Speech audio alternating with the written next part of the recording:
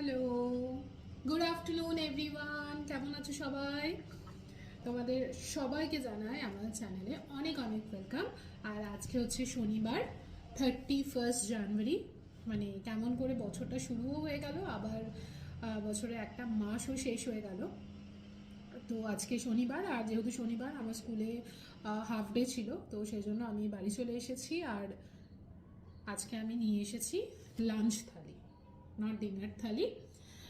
লাঞ্চে এখানে আছে ডাল ভর্তা, মানে ডাল মাখা, আর এখানে আছে পেঁয়াজ কলি আলু ভাজা, তার সাথে সাদা ভাত। ধোয়া উঠছে কিনা তোমরা দেখতে পাচ্ছ মানে আমি জানি না, বাট এটা ভাতটা ভীষণই গরম। আর তোমাদের যেটা আমি আগেও বলেছি যে আমি গরম খাবার খেতে ভীষণই ভালোবাসি, আর তার সাথে ঘি দিয়ে, মানে আজকে দুপুরে খাবারটা মনে হয় সব থেকে বেশি তৃপ্তি করে খাবো, কারণ এটা আমার ভীষণই কমফোর্ট একটা ফুড।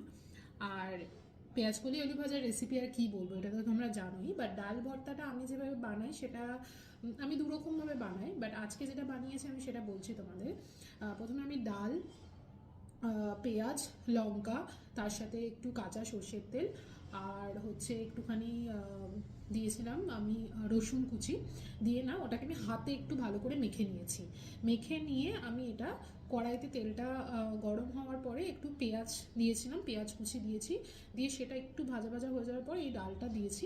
দেওয়ার পরে সেটাকে আমি ভালো করে ওটা সে মানে মোটামুটি 10 মিনিট মতো ঢাকা চাপা দিয়ে যদি সিম মাছে রান্না করা হয়, দিয়ে ডালটাও সেদ্ধ হয়ে যাবে আর মোটামুটি জলটাও শুকিয়ে যাবে। তো তারপর আর একটু গ্যাসটা বাড়িয়ে দিয়ে ভালো করে একটু মাখা মাখা করে নিয়েছি।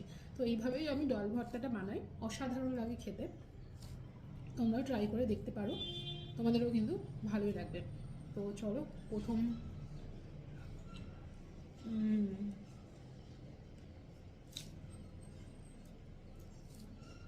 ডাল সিদ্ধ আলু ভাজা ভাত চাইলে থাকলে আমার আর কিচ্ছু লাগবে না।